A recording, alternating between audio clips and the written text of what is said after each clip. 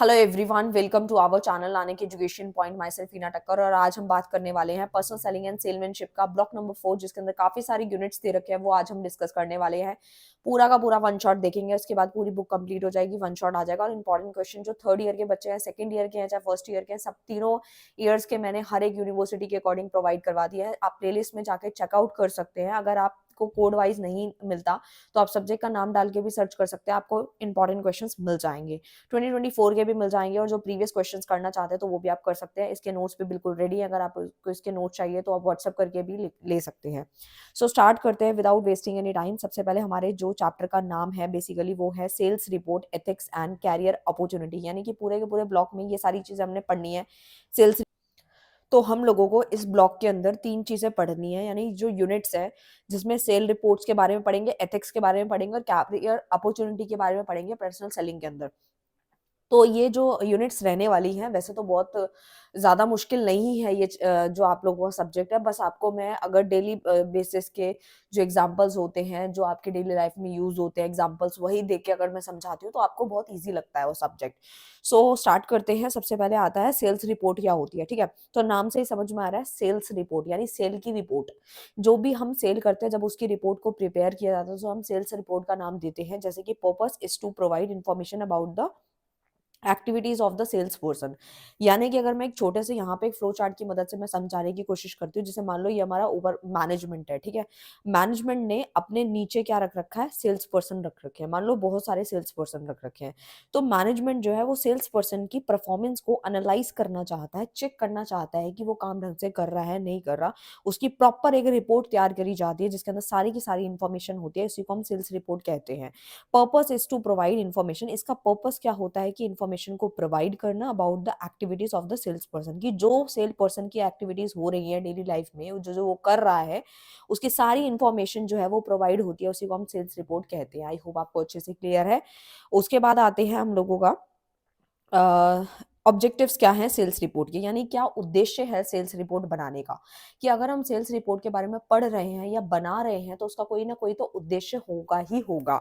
सबसे पहला उद्देश्य यानी सबसे पहला ऑब्जेक्टिव आता है हम लोगों का to monitor and analyse the performance of sales representative. यानी कि आप यहाँ पे चीजों को एनालाइज कर रहे हो, किसकी परफॉर्मेंस को, सेल्स पर्सन की। यानी सेल्स पर्सन ढंग से काम कर रहा है नहीं कर रहा, इस तरीके से उसकी परफॉर्मेंस को एनालाइज जब किया जाता है तो वो एक उसका उद्देश्य होता है। क्योंकि आप सेल्स रिपोर्ट बनाओगे, उसके अंदर सारी की सारी चीजें लिखी हुई होंगी कि वो क्या काम कर रहा है, कितने टाइम में कर रहा है, कैसे कर रहा है, ढंग से कर रहा है नहीं कर रहा। वो सारी इन्फॉर्मेशन जब आ जाती है तो वो कहीं ना कहीं हमारे को एक उद्देश्य देती है। सेकेंड पॉइंट आता है to analyse the customer satisfaction. हम लोग कस्टमर के सेटिस्फेक्शन को भी एनालाइज करते हैं। किससे? डेटा को जब हम इकट्ठा करते हैं तो हमें कस्टमर के रिएक्शन रिस्पॉन्सेस से पता लगने लग जाता है कि उसको सेटिस्फाई है या नहीं है। तो ये भी एक सेल्स रिपोर्ट का उद्देश्य है जो हमें बताता है।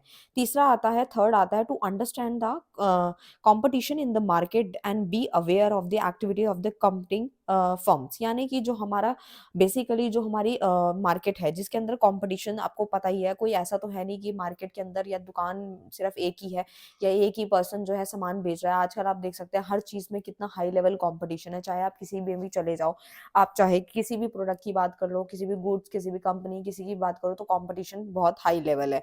तो आप समझ ही सकते हो कि हाँ, इसके अंदर सेल्स रिपोर्ट से हमें कंपटीशन का भी अंडरस्टैंडिंग हो पाती है कि मार्केट में क्या चीजें चल रही हैं, किस चीज से हमें, किस एक्टिविटी से अवेयर होना चाहिए, कंपटीशन किससे ज्यादा हमारा चल रहा है, किस लेवल पे हम हैं। ये सारी इन्फॉर्मेशन हमें सेल्स रिपोर्ट से मिल जाती है। नेक्स्ट हमारा फोर्थ पे आता है sales policies are made based on the data collected. कि जो डाटा हम इकट्ठा करते हैं, बेसिकली सेल पॉलिसीज जो बनाई जा रही हैं, ठीक है, वो कहीं ना कहीं जो हमने डाटा इकट्ठा करा होता है उसको देख के एनालाइज करके फिर उसके अकॉर्डिंग हम लोग तैयार करते हैं। To reduce the cost incurred in performing sales and control extra expenses. कि हमारे जो एक्स्ट्रा के खर्चे हो जाते हैं वो भी हम कंट्रोल कर पाते हैं। किसकी मदद से? सेल्स रिपोर्ट्स की। क्योंकि जो कंपनी सेल्स रिपोर्ट बनाती है उसका उद्देश्य यही होता है कि सेल्स रिपोर्ट बनेगी तो उससे हमारे जो फालतू के जो खर्चे हैं ना वो भी कंट्रोल हो जाएंगे, और जो हमारे खर्चे एक्स्ट्रा जो हो रहे हैं वो भी रिड्यूस हो जाएंगे, और हम एक्स्ट्रा जो भी कर पा रहे हैं खर्चे उनको भी कम कर पाएंगे। आई होप आपको क्लियर है। नेक्स्ट पे आते हैं हम लोग। नेक्स्ट है हमारा इंपॉर्टेंस ऑफ सेल्स रिपोर्ट। की हमारा क्या इंपॉर्टेंस है सेल्स रिपोर्ट की, यानी कुछ महत्व है या नहीं है। तो सबसे पहला आता है हमारा evaluating the revenue generating product offer by the company. अगर आप टॉपिक समझ लेंगे तो बाकी आपकी बुक में जो भी पॉइंट्स लिखे हैं आप पढ़ते ही समझ जाओगे और बना के लिख सकते हो। तो सबसे पहला आता है evaluating the revenue generating product, कि आपका जो प्रोडक्ट है उससे जो रेवेन्यू जनरेट हो रही है आप उसको इवैल्यूएट कर पाते हो। ठीक है, यानी कि जो कंपनी प्रोडक्ट ऑफर कर रही है, कस्टमर्स को दे रही है, उसको हमारे उसके अकॉर्डिंग हमारे को रेवेन्यू जितनी प्रोडक्ट पे जनरेट हो रही है हम उसको इवैल्यूएट कर पाते हैं कि सही आ रहा है, रेवेन्यू ढंग से आ रहा है, नहीं आ रहा है, जितनी हमारी कॉस्टिंग जा रही है कहीं रेवेन्यू कम तो नहीं आ रहा। तो ये सारी चीजें यहाँ पर इवैल्यूएट की जाती हैं, सेल्स रिपोर्ट का महत्व है ये। दूसरा आता है monitor the slow place product, यानी कि हम प्रोडक्ट को मॉनिटर भी कर पाते हैं प्रोडक्ट्स को लेके। थर्ड आता है डिटरमाइनिंग मोस्ट प्रॉफिटेबल कंज्यूमर, की ये ना ये एक जाहिर सी बात है कि जब भी हम ना लाइक कोई भी गुड्स में डील करते हैं, किसी सर्विस में डील करते हैं, तो हमें ऑटोमेटिकली पता लगने लग जाता है कि हमारा जो कंज्यूमर है, यानी कि मोर प्रॉफिटेबल कंज्यूमर को हम डिटरमाइन कर पाते हैं। ठीक है, तो वो तो ऑटोमेटिकली सी चीजें हैं, हमें चीजें ऑटोमेटिकली पता लगने लग जाती हैं, क्योंकि जब हम इन सारी चीजों में डील करते हैं हम धीरे धीरे और स्मार्ट होते जाते हैं, हमें चीजों का अंदाजा लगने लगता है कि ये कौन सा कंज्यूमर है जो प्रोडक्ट खरीद लेगा, इतने पे खरीद लेगा, इस पे नहीं खरीदेगा, या मतलब एक तरीके की सारी इन्फॉर्मेशन यहाँ पे आती है और प्रॉफिट पता लगता है। Finding more suitable prospect and different consequence, इसके ना आगे फर्दर सब डिवीजन था, इसलिए मैंने यहाँ पे फ्लो चार्ट इसी के अकॉर्डिंग यहाँ पे बना दिया है। ठीक है, तो यहाँ पे ना finding more suitable prospect and different consequence है, जिसके अंदर सबसे पहले आता है प्रोग्रेस एंड कॉल रिपोर्ट आती है। प्रोग्रेस को आप कॉल रिपोर्ट का नाम भी देते हैं, जिसमें आपको प्रोग्रेस के बारे में पता चलता है कि आपने पहले से प्रोग्रेस किया है नहीं किया, या फिर आप किस लेवल पे हैं। And sale work plan report होती है, ये एक तरीके की रिपोर्ट होती है, ये सारी ही रिपोर्ट्स हैं आप देख सकते हो, जिसके अंदर ये नाम से भी क्लियर है, यहाँ पे प्रोग्रेस यानी कॉल रिपोर्ट के बारे में पता चला, प्रोग्रेस के बारे में पता चलता है। ये सेल्स वर्क प्लान रिपोर्ट है, नाम से भी क्लियर है, सेल्स वर्क यानी जो आप सेल का काम कर रहे हैं उसके रिलेटेड आपने यहाँ पे रिपोर्ट तैयार करी है। ये आपके एक्सपेंसेस की रिपोर्ट तैयार करी गई है कि खर्चे कितने हुए हैं, ठीक है, कितने हो रहे हैं। न्यू बिजनेस रिपोर्ट, की नया कोई बिजनेस आप ऐड ऑन करना चाहते हैं, तो उस तरीके की कुछ रिपोर्ट्स तैयार होती है। लॉस सेल रिपोर्ट होती है, जिसमें नुकसान हो जाता है तो उसकी रिपोर्ट अलग तैयार करी जाती है, और एक्सपेंस की अलग, और ये सारी अलग अलग होती है। कंप्लेंट एंड एडजस्टमेंट रिपोर्ट अलग होती है, कि जो कंप्लेंट्स आ रही हैं उसको भी तो हमने कहीं रजिस्टर करना है, कहीं ना कहीं हम लोगों ने उस चीज़ों की इन्फॉर्मेशन लिखनी है। आपको मैं एक छोटा सा एग्जाम्पल देना चाहती हूँ उसके ऊपर। देखो, अभी हमने इतनी गहराई में कभी नहीं सोचा होगा, अभी हम पढ़ रहे हैं तो हमें समझ में आ रहा है कि कंपनी इतने इतने मतलब डीपली जाके इतनी चीज़ों में एनालाइज करती है, इतना दिमाग लगाती है, इतना खर्चा करती है, इतने सेल्स पर्सन हायर करती है। जी हाँ, बिल्कुल करती है, क्योंकि कंपनी ये छोटे छोटे पॉइंट से ही प्रॉफिट अपग्रेड होता है, बढ़ता है, ग्रोथ होती है। लेकिन अगर इन पे ही काम नहीं होगा तो कभी भी कंपनी जो है वो आगे प्रोडक्ट नहीं बेच पाएगी, ठीक है, या फिर नहीं ग्रोथ कर पाएगी।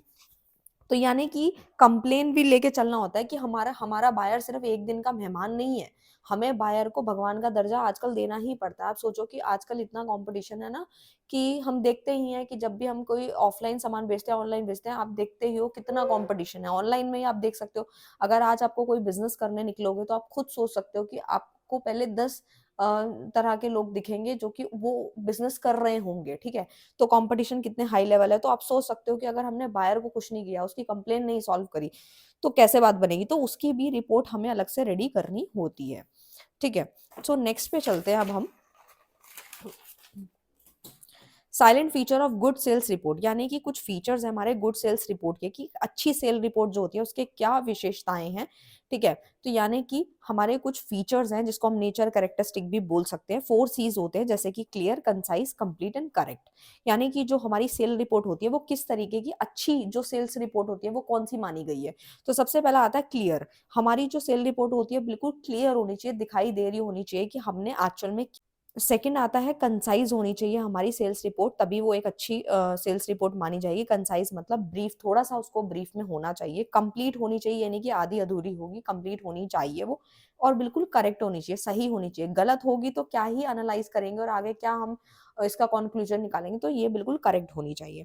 नेक्स्ट एक टॉपिक आता है सेल्स मैनुअल क्या होता है। सो बेसिकली ये कंप्लीट इन्फॉर्मेशन होती है एक प्रोडक्ट के बारे में, जो कि प्रिंटेड मटेरियल होता है एक तरीके का, जिसके अंदर प्रोडक्ट का पूरा डिस्क्रिप्शन होता है। आप समझ ही सकते हैं कि अगर मान लीजिए कि कोई भी प्रोडक्ट है, लेट सपोज हम एग्जांपल ले लेते हैं चाय पत्ती का।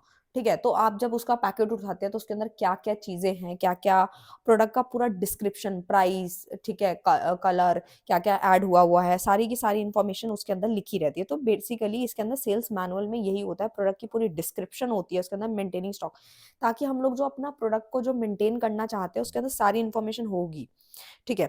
बेनिफिट्स क्या हैं सेल्स मैनुअल के, यानी सेल्स मैनुअल जो हमारा प्रोडक्ट की डिस्क्रिप्शन दे रहा है, प्रिंटेड मटेरियल जो एक तरीके का है, उसके कुछ फायदे हैं या नहीं है। तो सबसे पहला फायदा क्या है, the perspective of the employees of is common, यानी कि जो एम्प्लॉयज हैं हमारे। फिर आता है हमारा सेकंड जो आता है वो हमारी एक तरीके की प्रायोरिटीज होती है, कंपनी जो सेट करती है, बिल्कुल state and sales team actually assign with the objective of the company, कि हमारा जो कंपनी का उद्देश्य है उसके अकॉर्डिंगली वो सेट किया जाता है, एक सेल्स टीम के अकॉर्डिंग सारी चीज़ें लिखी जाती हैं, हर एक चीज़ की एक्सप्लेनेशन यहाँ पे दी गई होती है, वो हमारे को कहीं ना कहीं फ़ायदा देती है। क्योंकि अगर हम किसी भी प्रोडक्ट के बारे में पहले से लेके नहीं चलेंगे कि इसका क्या डिस्क्रिप्शन है, क्या क्या इन्फॉर्मेशन है, ठीक है, तो हमारा जो कस्टमर है भाई वो उलझ जाएगा, वो सामान को खरीदना भी नहीं चाहेगा, ठीक है, और ना ही वो इंटरेस्ट लेगा, और किसी कोई नया बायर होगा तो उसको भी तो जानना होगा ना प्रोडक्ट के बारे में, तो वो कहीं न कहीं इन्फॉर्मेशन यहाँ पे होनी ही चाहिए। तो नेक्स्ट पे आते हैं हम, तीसरा आता है improving the arrangement of sales and marketing process, की यानी कि हमारे को इम्प्रूव करना चाहिए। क्या इम्प्रूव करना चाहिए? सेल्स के अरेंजमेंट को, कि सेल्स जो होगी उसको हम किस तरीके से और अच्छा कर सकते हैं, मार्केटिंग प्रोसेस को हम किस तरीके से बढ़ावा दे सकते हैं, अच्छा कर सकते हैं। क्योंकि अगर हम किसी भी प्रोडक्ट को बेचते हैं तो वो, ये मैंने आपको पहले भी समझाया था कि अगर हम कोई भी प्रोडक्ट बेच रहे हैं, ये नहीं है कि हमने बस पन्नी में डाला और बेच दिया कस्टमर को और वो ले लेगा। इतना नहीं होता, ऐसे नहीं होता। हमारी जो सेल्स है या मार्केटिंग प्रोसेस है उसके अंदर अरेंजमेंट को इम्प्रूव करना इज़ मैंडेटरी। फिर आता है it equip the sales team with the tools and technique they needs, यानी किस चीज़ के टूल और टेक्निक की किस चीज़ की ज़रूरत पड़ रही है सेल्स टीम को। और आप सोच ही सकते हैं कि कितनी सारी स्ट्रैटेजीज़ लगानी पड़ती हैं, कितना सारा काम करना पड़ता है, तब जाके कहीं प्रोडक्ट बिकता है, और वो भी हर सेल पर्सन का जो होता है अपना अलग माइंड होता है। Content of sale manual, sale manual में कुछ कंटेंट आते हैं। सबसे पहला आता है कॉन्टैक्ट इन्फॉर्मेशन, कि आप उसकी इन्फॉर्मेशन से रिलेटेड अगर कुछ कॉन्टैक्ट करना चाहते हैं तो वो भी यहाँ पे मेंशन होती है। सेलिंग स्ट्रैटेजी, कि आप उसके अंदर वो बताया जाता है सेल मैनुअल के अंदर बेसिकली कि आप इस प्रोडक्ट को सेल करने के लिए कौन-कौन सी स्ट्रैटेजीज़ अपनाने वाले हो, ठीक है? Product and demonstration of product, आप प्रोडक्ट को किस तरीके से डेमो देने वाले हो, क्या-क्या उसकी इन्फॉर्मेशन है, ये सब चीज़ें कॉम्पिटिशन के बारे में प्रॉपर मेंशन होता है। ये सारा हमारा सेल मैनुअल का कंटेंट होता है, जिसमें सारी की सारी इन्फॉर्मेशन गिवन होती है। आई होप आपको क्लियर होगा। नेक्स्ट पे उसके बाद यहाँ पे एक टॉपिक आता है ऑर्डर बुक क्या होता है। तो ऑर्डर बुक बेसिकली क्या है, एक list of all the orders, यानी कि सारे ऑर्डर का जो लिस्ट होता है उसे हम ऑर्डर बुक कहते हैं, नाम से भी क्लियर है, जिसके अंदर size, packaging, address, time of delivery, कब होगा, कितने बजे होगा, ये सारी की सारी इन्फॉर्मेशन यहाँ पे दी होती है, उसे हम ऑर्डर बुक कहते हैं। और इसके फीचर्स क्या हैं ऑर्डर बुक के? सबसे पहला customer and sales personal view of an order book, यानी कि जो कस्टमर्स हैं या फिर जो हमारी सेल्स है बेसिकली, उसकी सारी इन्फॉर्मेशन यहाँ पे गैदर करी जाती है। और उसके बाद आता है ऑफर, यहाँ पे ऑफर्स भी बताए जाते हैं कि उस पर्टिकुलर प्रोडक्ट पे या सर्विस पे क्या ऑफर यहाँ पे दिया जाएगा, ठीक है। उसके बाद उसकी प्रॉपर कॉस्ट वगैरह भी मेंशन होती है, ठीक है। अगर आपने डेफिनेशन समझ लिया तो फीचर अपने आप बन जाएंगे। ऑल आउट होता है बेसिकली विजुअल एग्जीबिशन होता है, आप उस प्रोडक्ट को देख पाते हो, उसकी सारी इन्फॉर्मेशन को ले पाते हो, देख पाते हो, ठीक है। उसके पैकेजिंग, साइज, शेप, कलर, ये सब, ये सारी चीज़ें इन्फॉर्मेशन यहाँ पे आती है। नेक्स्ट पे आते हैं हम लोग अब, हमारा जो टॉपिक है वो है कैश मीमो, ठीक है। कैश मेमो जो वर्ड है आपने अकाउंटेंसी के अंदर पढ़ा होगा, और जिन्होंने नहीं पढ़ा उनको मैं समझा ही रही हूँ। कैश मेमो का मतलब क्या होता है, कैश सेल रिकॉर्ड। इसके अंदर हमें कैश की जो सेल होती है उसको हम रिकॉर्ड करते हैं, उसको हम कैश मेमो बोलते हैं। Cash memo is a document, एक डॉक्यूमेंट है when the goods are purchase और सोल्ड इन कैश, जब आप सामान को खरीदते या बेचते हो कैश में तो उसे हम कैश मेमो, जो वहाँ पे इशू किया जाता है, आपने देखा होगा जब भी हम कोई सामान खरीदते हैं तो एक कैश मेमो ऊपर लिखा रहता है, आपने कई डायरीज वगैरह में देखा होगा, उसके ऊपर कैश मेमो लिखा होता है और वो पर्ची से काट के दे देते हैं, ठीक है। नेक्स्ट आता है टू डायरी क्या होती है। तो ये बेसिकली प्रिपेयर बाय सेलमैन, ये सेलमैन खुद प्रिपेयर करता है। अब आप सोचोगे कि भाई सेल पर्सन को या सेलमैन को क्या जरूरत पड़ गई अपनी डायरी मेंटेन करने की, जिसको हम टू डायरी भी कहते हैं। तो यानी कि वो बेसिकली उसमें रूटिंग होती है, रूट होते हैं। रूट्स कैसे, नंबर ऑफ प्लेसेस विजिटेड, यानी कि वो कहाँ कहाँ विजिट करने वाला है, कितना उसको टाइम लगेगा, टोटल कितने खर्चे हुए हैं, 2 रुपए हुआ, 3 रुपए हुआ, 4 रुपए हुआ, कहाँ कहाँ पे हुआ है, कितने बजे हुआ था, ये सारी इन्फॉर्मेशन यहाँ पे वो जो है टू डायरी में जो है वो लिखता है। इससे क्या होता है, टाइम की बचत होती है, क्योंकि अगर वो ये सारी चीजें मैनेज करके चलता है तो हर एक चीज जो है वो प्रॉपरली ऑर्डर वे में हो पाती है, ठीक है। अब आप सोचोगे कि इतनी बारीकी से चीजें होती हैं, जी हाँ बिल्कुल होती है। मैं आपको छोटे से एग्जांपल से समझाना चाहती हूँ। अब आप घर में देखो कि अब अगर आपकी बुक्स इधर-उधर फैली रहती हैं, ठीक है? और जब आपको स्टडी करनी होती है तो आपको 1-2 घंटे लग जाते होंगे या फिर आधा घंटा लग जाता है बुक्स ढूँढने-ढूँढने में, ठीक है? लेकिन अगर आपने एक प्रॉपर एक टेबल सेट कर रखा है या आपने एक अलमीरा या फिर एक प्रॉपर एक जगह फिक्स कर रखी है कि यहीं पे बुक्स रखी रहेंगी, यहीं पढ़ के यहीं रखनी है मुझे, तो क्या आपका टाइम वेस्ट होगा? बिल्कुल नहीं होगा। तो यही है टाइम की शॉर्टेज जो होती है ना, या फिर हम कह सकते हैं कि टाइम की अगर बचत करनी हो ना, यहाँ में लिखा भी है मैंने टाइम की बचत अगर करनी है, तो इसीलिए सेल्समैन जो है वो यहाँ पे टू डायरी बना के चलता है जिसमें सारी इन्फॉर्मेशन वो लिखता रहता है, ठीक है? आई होप आपको क्लियर है। नेक्स्ट पे आते हैं, नेक्स्ट वाला टॉपिक है जो यूनिट नेक्स्ट हमारा टॉपिक आता है elements of ethics in selling, यानी कि अगर हम बात करें एलिमेंट्स की एथिक्स इन सेलिंग के अंदर, तो सबसे पहला आता है अकाउंटेबिलिटी, यानी कि अकाउंटेबिलिटी होनी चाहिए, फेयरनेस होनी चाहिए। ये नहीं कि आप सामान को बेच रहे हो और धोखाधड़ी कर रहे हो, ठीक, वो सारी चीजें नहीं करनी। ऑनेस्टी होनी चाहिए आपके अंदर। आपको मतलब आपके जो मतलब बायर है उसको ये चीज लगनी चाहिए कि आपके अंदर ऑनेस्टी है चीजों को लेके, मतलब आप धोखाधड़ी नहीं करोगे, प्रिंसिपल्स वगैरह आप फॉलो अप करते हो, आपके अंदर हुनर है उस चीज का बेचने का, या आप कोई चीज को अच्छे से बता पा रहे हो, एक्सप्लेन कर पा रहे हो, तो ये सारी चीजें प्रभावित करती हैं आपकी सेलिंग के अंदर, वो एथिक्स का ही पार्ट बनती है क्योंकि ये ह्यूमन बिहेवियर को बताती है, राइट। नेक्स्ट आता है हम लोगों का फीचर्स ऑफ एथिकल सेलिंग के अंदर, यानी कौन कौन सी फीचर्स हैं, करेक्टरिस्टिक नेचर है आपका एथिकल सेलिंग के अंदर। सबसे पहला आता है सेल्फ इम्पोज डिसिप्लिन। आपका जो सेलमैन है उसका जो डिसिप्लिन है वो बिल्कुल सही होना चाहिए। आप एक प्रॉपर वेल डिसिप्लिन मैनर में ही चीजों को बता रहे होने चाहिए। Value oriented selling and business practice, यानी कि आप जितना ज्यादा बिजनेस प्रैक्टिस करोगे, जितने ज्यादा लोगों से मिलोगे, ठीक है, तो आप अच्छे से सेलिंग कर पाओगे। अपने अगर आपने आपके अंदर बहुत सारी चीज़ें हैं, सीखी हैं आपने, आपका एक बिहेवियर अच्छा है, ठीक है, तो आप ये सारी चीज़ें अच्छे से कर पाओगे। Honest and transparent in dealing with customer at all the stages of एक एक्सचेंज ट्रांजेक्शन। जब भी आप एक्सचेंज ट्रांजेक्शन में, क्या है कि आपने तो सामान बेच दिया और बदले में आपको पैसे भी मिल गए, तो क्या आपकी कहानी वहीं खत्म हो गई? नहीं। अगर आप उस प्रोडक्ट को लेके ऑनेस्ट हो, आपने सही सामान बेचा है, तो दोबारा वो आपको याद भी करेगा और आपसे प्रोडक्ट भी लेगा। हो सकता है आप 2 रुपए बाद में एक्स्ट्रा भी कमा लो, लेकिन अगर आपने 10 रुपए का पहले से ही लालच कर लिया और आप सोचो कि नहीं आज मुझे 10 रुपए कमाने, कल का मुझे कोई मतलब नहीं, तो कोई फायदा नहीं है। ये आपके बिहेवियर को भी इम्पैक्ट करता है, इसीलिए एथिकल वर्ड यहाँ बार बार यूज हो रहा है। Importance of ethics in selling, यानी क्या महत्व है एथिक्स का इन सेलिंग। तो वैसे तो एक पॉइंट और यहाँ का रह गया, वो मैं समझा देती हूँ। सेलिंग में be implemented in different way which very, यानी कि जो सेलिंग है वो, जब भी कोई सेल पर्सन सेलिंग करता है, सामान को बेचता है, तो वो बहुत सारी चीजों को इम्प्लीमेंट करता है, बहुत तरीके तरीके से चीजों को देखता है कि कस्टमर किस टाइप का है। वो तो चलो बात ठीक है, लेकिन उसका कहीं ना कहीं ऑनेस्ट होना बहुत इंपॉर्टेंट है। इंपॉर्टेंस पे आ रहे हैं, सबसे पहला आता है बेनिफिट टू द कंपनी और द मैन्युफैक्चर, यानी कि एथिक्स से ना कंपनी को बड़ा बेनिफिट होता है। आप सोचोगे कंपनी को कैसे बेनिफिट होता है? आप ये सोचो कि जो व्यक्ति ऑनेस्ट होगा, ठीक है, वेल डिसिप्लिन मैनर में हर एक चीज करेगा, तो उससे कंपनी को ये फायदा है कि वो उनके सेल्स अच्छी करेगा, ठीक है, और ज्यादा से ज्यादा सामान बिकेगा, उससे कंपनी को प्रॉफिट जनरेट होगा, रेवेन्यू जनरेट होगी, गुडविल इंक्रीज होगी, ठीक है, और ऑटोमेटिकली आप समझ ही सकते हैं ये सारी चीजें होंगी और मैन्युफैक्चर को भी फायदा होगा। It help a business on public and societal support, यानी सोसाइटी को भी सपोर्ट मिलता है इससे एथिक्स के अंदर। क्यों मिलता है? क्योंकि हम यहाँ पर अपने वैल्यूज की बात कर रहे हैं, ठीक है, यानी बिजनेस अन पब्लिक, यानी कि हमें एक देखते हैं ना, जब हम कोई कंपनी होती है तो जब वो अपना गुडविल जनरेट कर लेती है, तो हमारा ध्यान सिर्फ वही जाता है, चाहे मार्केट में कितना सस्ता से सस्ता प्रोडक्ट आ जाए, तब भी हम उसी प्रोडक्ट के बारे में सोचते हैं।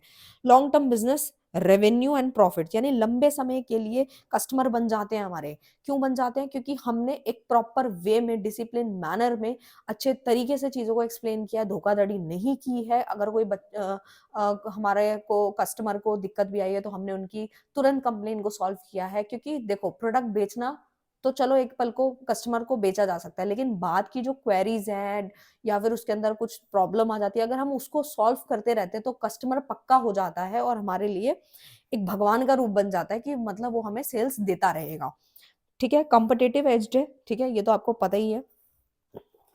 नेक्स्ट पे आते हैं, अभी थोड़ा सा रह रहा है, उसके बाद ये खत्म ही हो जाएगा क्योंकि थोड़ा सा बड़ा है ये। Types of ethical behaviour in selling, यानी कि कौन कौन से एथिकल बिहेवियर्स हमारे को किस तरीके के टाइप्स होते हैं एथिकल बिहेवियर जब हम सेलिंग करते हैं।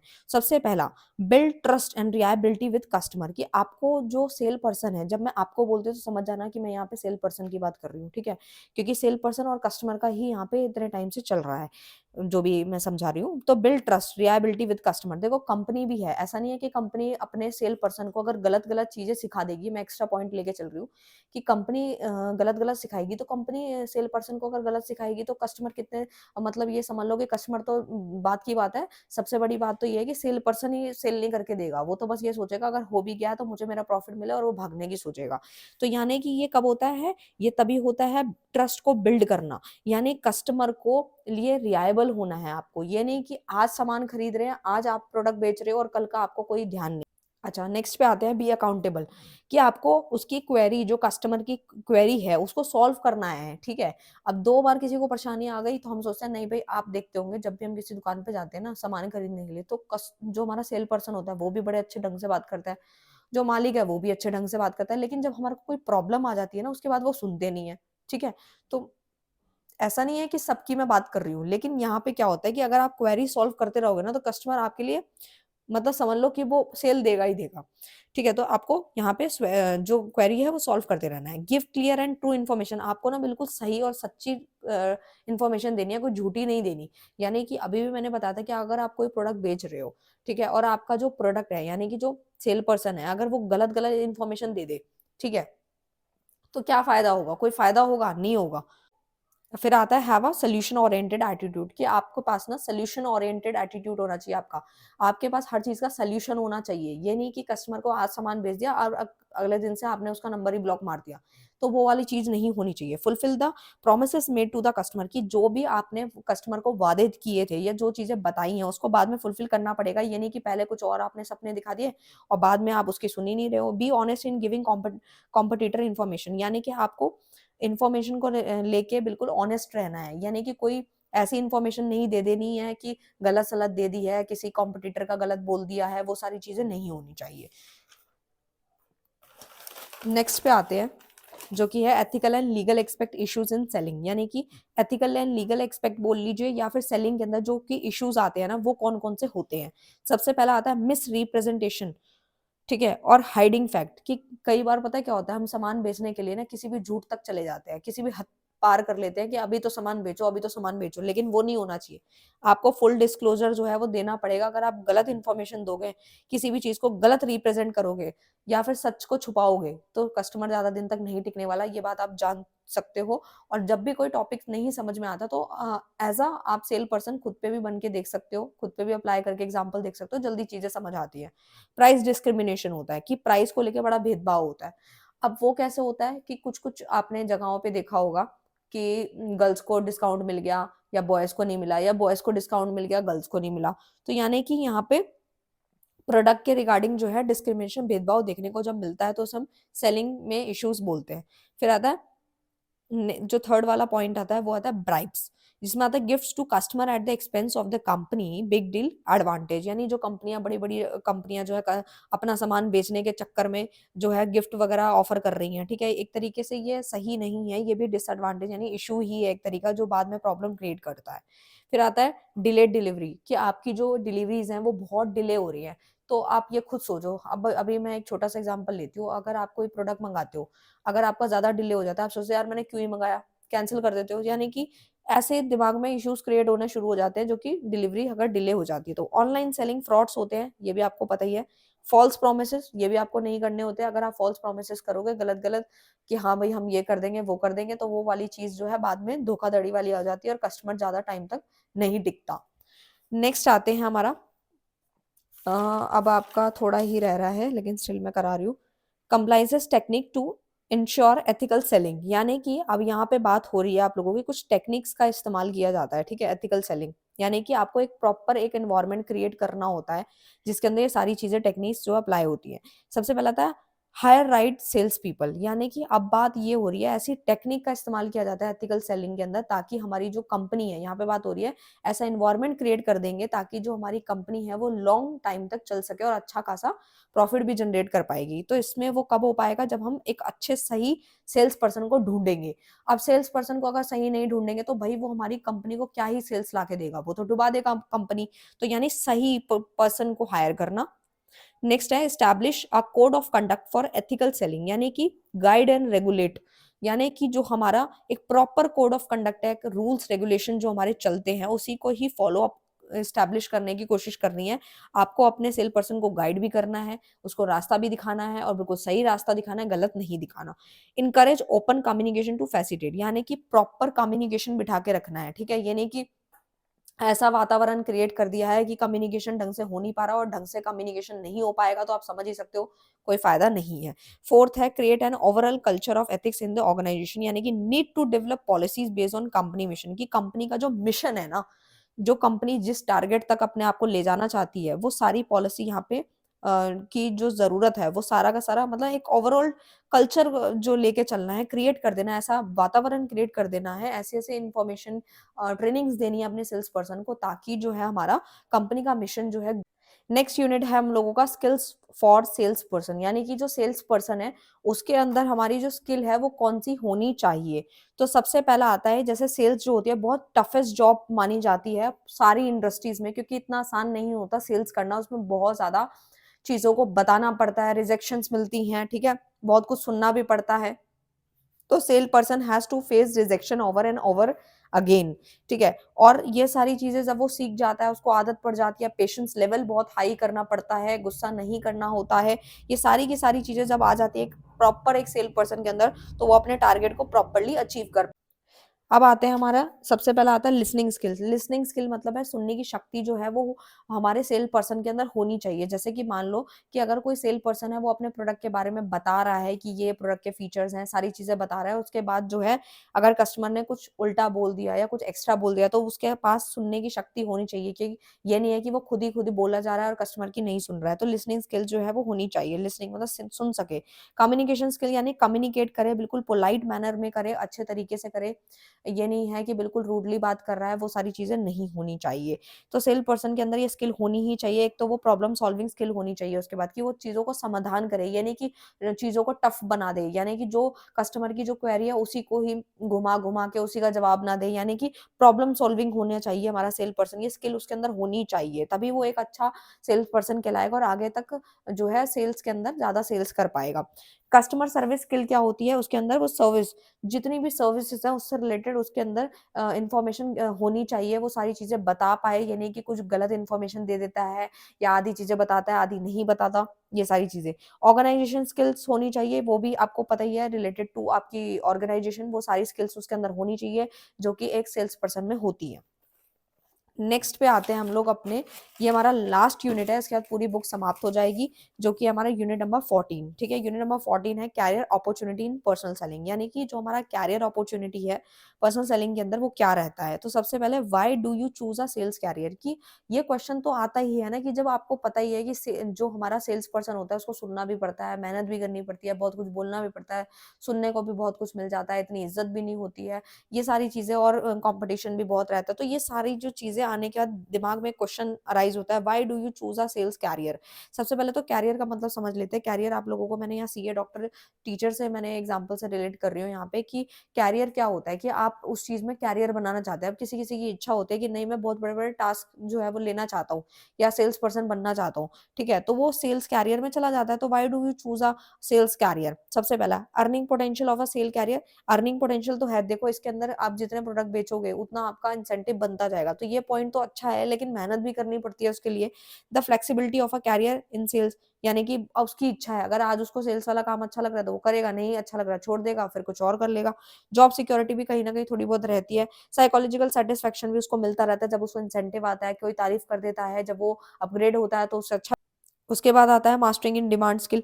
देखो जाहिर सी बात है, तो चैलेंजिंग जॉब भी है ये एक तरीके की, क्योंकि इसके अंदर कहीं ना कहीं डिमांड स्किल होती है, यानी आप उसमें मास्टर बनते जाते हो, क्योंकि आप जितने कस्टमर को डील करते जाओगे ना, आप उस स्किल के अंदर एक उसके आपकी अब आता है what does a professional sales person do, यानी कि जो हमारा प्रोफेशनल सेल्स पर्सन होता है वो क्या करता है, ठीक है। तो बेसिकली क्रिएट न्यू कस्टमर, भाई वो नए नए कस्टमर बनाएगा, क्योंकि वो ऑलरेडी क्या है, उसको नाम क्या मिला है, टैग क्या मिला है, उसे प्रोफेशनल का टैग मिला है। तो भाई जो प्रोफेशनल है आप समझ ही सकते हो उसको कितनी इन्फॉर्मेशन होगी, तो यानी कि नए नए कस्टमर बनाएगा। Sales more to present customer, ठीक है, नए नए प्रोडक्ट को बेचने के लिए नई नई चीजें, टेक्निक, ये सब बताएगा। बिल्ड लॉन्ग टर्म रिलेशनशिप बनाएगा, क्योंकि वो प्रोफेशनल है, वो नॉर्मल नहीं है, क्योंकि उसको पता है कि अगर मैं कस्टमर को लॉन्ग लास्टिंग लेके जाना चाहता हूँ, उसको अच्छे, उसके साथ ऑनेस्ट रहूंगा, उसकी क्वेरी सॉल्व करूंगा, तो वो लॉन्ग लास्टिंग रिलेशनशिप बने रहेंगे कस्टमर के साथ। फिर provide solution to customer problem, customer की प्रॉब्लम का अगर मैं सोल्यूशन देता रहूंगा, प्रोवाइड करता रहूंगा टाइम टू टाइम, तो मैं एक प्रोफेशनल सेल्स पर्सन कहलाऊंगा। गुडविल भी इससे बिल्ड होती है, ठीक है, एक तरीके का बिल्ड गुडविल विद कस्टमर। आपके कस्टमर के सामने जो है एक इमेज बनी रहेगी कि पता लगेगा कि ये वाला जो सेल्स पर्सन है बहुत अच्छा है, हमारी बात सुनता है, क्वेरी सॉल्व करता है। ये सारी चीजें आती हैं। Type of sales job based on industries, यानी कि कौन-कौन से टाइप्स हैं हमारे सेल्स जॉब की जो कि इंडस्ट्रीज के अंदर हम से बेस्ड होती है। सबसे पहला आईटी इंडस्ट्री सेल्स कैरियर। देखो ये जो हमारा कैरियर है वो अलग-अलग चीज़ों में आता है, बस अलग-अलग सेक्टर के नाम बताएँ, आप बना के भी लिख सकते हो। आईटी इंडस्ट्री सेल्स कैरियर है, क्योंकि बुक में इतना वास्ट दिया हुआ है ना, जो कि मतलब इतना ज़्यादा आएगा नहीं, बट स्टिल मैंने जो एक्स्ट्रा टॉपिक्स थे वो मैंने नहीं लिए हैं, एक आध ही छोड़ा है, वैसे तो मैंने सारे ही ले लिए हैं, ठीक है? ताकि बाद में बच्चे ये ना लिखें कि भई ये वाला टॉपिक नहीं कराया, ये नहीं कराया। आईटी इंडस्ट्री सेल्स कैरियर है, ठीक है? उसके बाद रियल एस्टेट एजेंट है, फिर हेल्थ केयर इंडस्ट्री है, मतलब सारी इंडस्ट्रीज जो है ना उसके अंदर सेल्स जॉब, हर तरीके की जॉब। देखो हर कैटेगरी, आपको बस इतना समझना है, हर कैटेगरी के अंदर जो सेल्स पर्सन है वो हमें रिक्वायर्ड होता है। जैसे आईटी सेक्टर में भी चाहिए, रियल एस्टेट में भी चाहिए, हेल्थ केयर में भी चाहिए, और लोन ऑफिसर्स अलग होते हैं जो कि लोन वगैरह को प्रोवाइड कराते हैं, इन्फॉर्मेशन देते हैं। फूड सर्विस सेल्स भी होता है कि आप देखते हो मैकडॉनल्ड्स है, कितने सारे सेल्स पर्सन खड़े हुए हैं, प्रोडक्ट बेच रहे हैं, फिर जो है अंदर इन्फॉर्मेशन भेज रहे हैं। तो ये सारी सारी चीजें होती हैं जो कि हर किसी में सेल्स पर्सन की जो है ज़रूरत पड़ जाती है। सो मैंने आप लोगों को सारा का सारा जो यूनिट है वो पूरा का पूरा ब्लॉक कंप्लीट करा दिया है। पूरी की पूरी बुक यहाँ पे कंप्लीट होती है। इंपॉर्टेंट क्वेश्चंस कर लेना और एग्जाम देने चले जाना आराम से, कोई दिक्कत नहीं होगी। मिलते हैं नेक्स्ट वीडियो में नेक्स्ट टॉपिक के साथ, तब तक के लिए bye bye, thank you so much.